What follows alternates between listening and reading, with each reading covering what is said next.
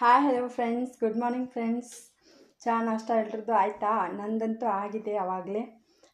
ಚಹಾ ನಾಷ್ಟ ಎಲ್ಲನೂ ಮಾಡಿ ಹೋಳಿಗೆ ಅಡುಗೆನ ರೆಡಿ ಮಾಡಿದ್ದೀನಿ. ಇವತ್ತು ಭೂಮಿ ಪೂಜೆ ಅಲ್ವಾ ಫ್ರೆಂಡ್ಸ್, ಅದಕ್ಕೋಸ್ಕರ ಹೋಳಿಗೆ ಅಡುಗೆನ ರೆಡಿ ಮಾಡಿದ್ದೀನಿ. ದೇವ್ರ ಪೂಜೆ ಎಲ್ಲ ಮಾಡಿದ್ದೀನಿ. ಸ್ನಾನನ ಮುಗಿಸ್ಕೊಂಡು ದೇವ್ರ ಪೂಜೆ ಎಲ್ಲ ಮಾಡಿ ಅಡುಗೆಗೆ ಅಡುಗೆನೂ ಮಾಡಿ ಮತ್ತು ಎಡೆನೂ ತೋರಿಸಿದ್ದೀನಿ. ಇವಾಗ ಏನಿದ್ರು ಊಟ ಮಾಡೋದು ಒಂದೇ ಬಾಕಿ. ಬಟ್ಟೆ ಒಗೆದು ಬಂದು ಊಟ ಮಾಡೋದು ಅಷ್ಟೇ. ಇವಾಗ ನಾನು ಏನೇನು ಅಡುಗೆನ ಮಾಡಿದ್ದೀನಲ್ವ ಅದನ್ನೆಲ್ಲ ನಿಮ್ಮ ಜೊತೆ ಶೇರ್ ಮಾಡ್ಕೋತೀನಿ. ನಾನು ಏನೇನು ಅಡುಗೆ ಮಾಡಿದ್ದೀನಿ ಅಂತ ತೋರಿಸ್ತೀನಿ. ಬನ್ನಿ ಫ್ರೆಂಡ್ಸ್, ನಾನು ಮಾಡಿರುವಂಥ ಅಡುಗೆನ ತೋರಿಸ್ತೀನಿ. ನೋಡಿ, ಇದು ಹೋಳಿಗೆ.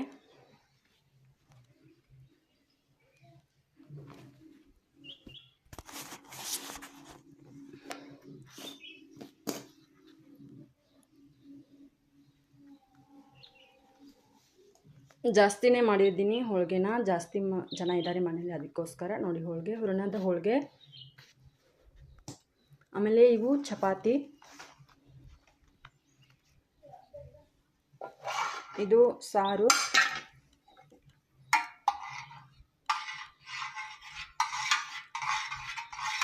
ಹೋಳಿಗೆ ಕಟ್ಟಿನ ಸಾರು. ನೋಡಿ,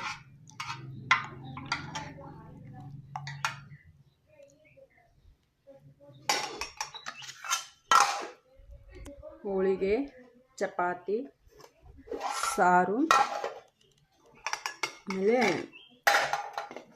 ಇದು ರೈಸ್, ಇದು ರಾಗಿ ಅಂಬ್ಲಿ. ಇವತ್ತು ಭೂಮಿ ಪೂಜೆ ಅನ್ನೋದಕ್ಕೋಸ್ಕರ ಮಾಡಿದ್ದೇನೆ ರಾಗಿ ಅಂಬ್ಲಿ. ಆಮೇಲೆ ಇದು ಮಿಕ್ಸ್ ಭಾಜಿ, ನೀವು ಪಲ್ಯ ಅಂತಿರಲ್ವ ಅದು. 5 ವೆಜಿಟೇಬಲ್ಸನ್ನು ಮಿಕ್ಸ್ ಮಾಡಿರುವಂತಹ ಭಾಜಿ.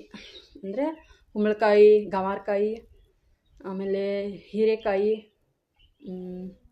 ಬದನೆಕಾಯಿ, ಮತ್ತಿನ್ನೊಂದು ಬೆಂಡೆಕಾಯಿ, ಈ ಥರ ಎಲ್ಲನೂ ಮಿಕ್ಸ್ ಮಾಡಿರುವಂತಹ ಚೆರಗಕ್ಕಂತ ಮಾಡಿರುವಂತಹ ಭಾಜಿ ಪಲ್ಯ.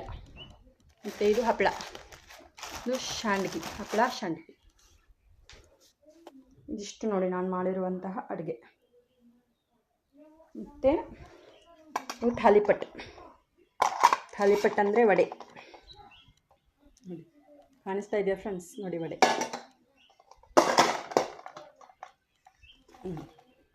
ಗೋಧಿ ಹಿಟ್ಟು, ಕಡಲೆ ಹಿಟ್ಟು, ಆಮೇಲೆ ಜೋಳದ ಹಿಟ್ಟು ಮಿಕ್ಸ್ ಮಾಡಿರುವಂತಹ ತಾಲಿಪಟ್ಟು. ತುಂಬ ರುಚಿಯಾಗಿರುತ್ತೆ ಫ್ರೆಂಡ್ಸ್, ಮಸ್ತಾಗಿ.